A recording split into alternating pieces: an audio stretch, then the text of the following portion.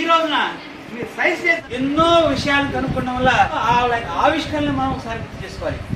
Light లేకపోతే మనకు పని చేయకపోతే అన్నీ కూడా మనకి నిత్యావసర వస్తువులే.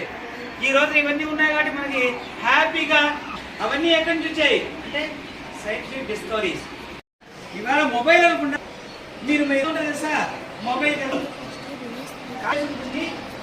ఫోన్ వస్తుంది, దాంట్లో టార్చ్ లైట్ వస్తుందా, లైట్ వేసుకో.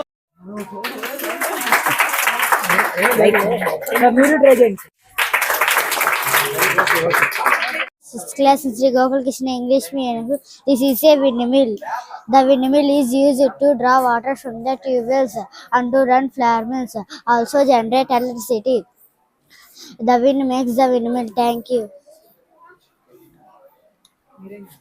Saksha, I am studying 12th class in Sri Gopal Krishna English medium school. Today I am going to tell about skeletal system. This is skeletal system. It includes all the bones and joints. At birth we have 270 bones. As we grow, some bones fuse together. The adult human body has 206 bones. The skeletal system supports the body and help it to move. It gives our body the shape and support important internal organs of our body. Thank you to all. My name is Sangeeta. I am studying 3rd class in Sri Gopal Krishna English medium school. Today I tell about digestive system. Digestive system help us to digest the food. Digestion is the process in which the food is broken down into simpler. The organs of the digestive system are mouth, food pipe, stomach, small intestine, large intestine, small intestine, large intestine. Digestion begins in the mouth. Food pipe carries the food from the mouth to stomach.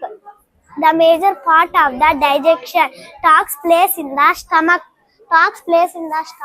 It contains digestive juices. After the 4 hours, food reaches small intestine. Thank you to all. ఈ రోజున జాతీయ science దినోత్సవం ఫిబ్రవరి 28వ తేదీన Raman effect సందర్భంగా, Raman effect ఆవిష్కరణ సందర్భంగా జాతీయ science దినోత్సవాన్ని నిర్వహించుకుంటున్నాం మన బుచ్చిరెడ్డిపాలెం గోపాలకృష్ణ హై స్కూల్లో.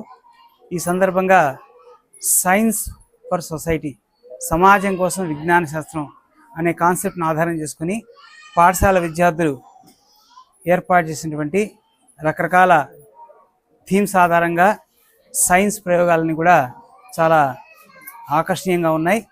చక్కటి విజ్ఞానాన్ని మేళవింపు చేస్తూ విద్యార్థులు వాళ్ళ యొక్క సైన్స్ పరిజ్ఞానాన్ని సమాజం కోసం, సైన్స్ పరివ్యాప్తి కోసం, ప్రజానీకానికి సైన్స్ని బాహుళ్యం చేయడం కోసం వాళ్ళు చాలా ప్రయాసపడి ఎన్నో విషయాల్ని ఇక్కడ చక్కటి ప్రదర్శన రూపంలో తెలియజేశారు.